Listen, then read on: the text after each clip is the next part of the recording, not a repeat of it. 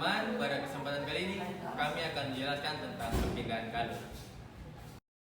Perpindahan panas adalah perpindahan energi akibat adanya perbedaan suhu di antara dua tempat yang berbeda. Bahasan utama dalam perpindahan panas ialah cara energi di dalam panas dapat berpindah tempat dan laju perpindahannya dalam kondisi tertentu. Perpindahan panas meliputi proses pemasukan dan pengeluaran panas. Konduksi dalam perpindahan kalor adalah proses di mana panas ditransfer melalui kontak langsung antara partikel-partikel dalam suatu zat atau antara zat-zat yang berbeda. Ini terjadi ketika partikel-partikel dalam satu zat bergetar dan mentransfer energi panas ke partikel yang berdekatan. B. Perpindahan kalor secara konveksi. Konveksi dalam perpindahan kalor adalah proses di mana panas ditransfer melalui pergerakan massa fluida, yaitu gas atau cairan. Hal ini terjadi ketika fluida panas naik karena menjadi kurang padat dan fluida dingin turun karena menjadi lebih padat, membentuk aliran konvektif yang mengangkut energi panas. Radiasi dalam perpindahan kalor adalah proses di mana energi panas ditransfer melalui gelombang elektromagnetik tanpa memerlukan medium untuk perambatan. Ini dapat terjadi ketika benda mengeluarkan energi panas dalam bentuk radiasi elektromagnetik seperti cahaya atau sinar inframerah yang dapat diserap oleh benda lain untuk memperoleh energi panas. Contoh-contoh dari perpindahan kalor adalah sebagai berikut. Konduksi. Saat Anda memasak makanan dengan panci di atas kompor gas, panas dari api atau sumber panas ditransfer melalui dasar panci ke makanan di dalamnya. Contoh dari perpindahan kalor secara konveksi. Contohnya adalah saat air mendidih di panci.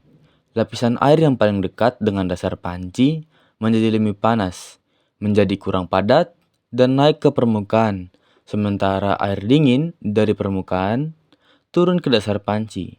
Hal ini menciptakan aliran konvektif yang mengangkut panas dari dasar panci ke seluruh volume air. Contoh radiasi adalah ketika Anda merasakan panas dari sinar matahari saat berada di bawah sinar matahari meskipun tidak ada medium udara yang menghantarkan panas. Ini terjadi karena matahari mengirimkan energi panas dalam bentuk radiasi elektromagnetik yang mencapai Anda langsung. Pernahkah kamu membantu ibumu memasak sayur?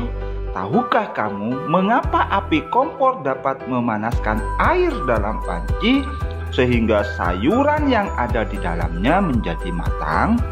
Ketika kamu memasak sayuran, panas dari api kompor berpindah ke dalam panci. Kemudian panas tersebut berpindah ke dalam air sehingga air menjadi panas dan sayuran yang ada di dalamnya menjadi matang. Peristiwa tersebut membuktikan bahwa panas dapat berpindah. Letak matahari dari planet kita ini sangat jauh, yaitu sekitar 150 juta kilometer. Akan tetapi, panas dari matahari dapat berpindah atau merambat ke planet kita sehingga kita dapat merasakan hangatnya sinar matahari. Andai saja panas matahari tidak dapat berpindah ke bumi, dapatkah kamu membayangkan bagaimana keadaan bumi kita ini? Panas berpindah dari benda yang bersuhu tinggi ke benda yang bersuhu lebih rendah. Bagaimana panas dapat berpindah? Panas dapat berpindah melalui 3 cara, yaitu konduksi, konveksi, dan radiasi. Konduksi adalah cara perpindahan panas melalui zat perantara seperti benda padat. Contoh konduksi adalah panci logam yang panas karena diletakkan di atas kompor yang berapi.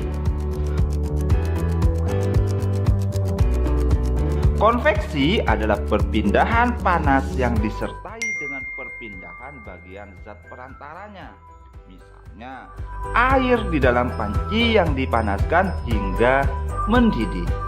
Sedangkan radiasi adalah cara perpindahan panas dengan pancaran yang tidak membutuhkan zat perantara. Peristiwa radiasi yang terjadi sehari-hari adalah sinar matahari yang sampai ke bumi dan menghangatkan udara serta makhluk hidup di bumi.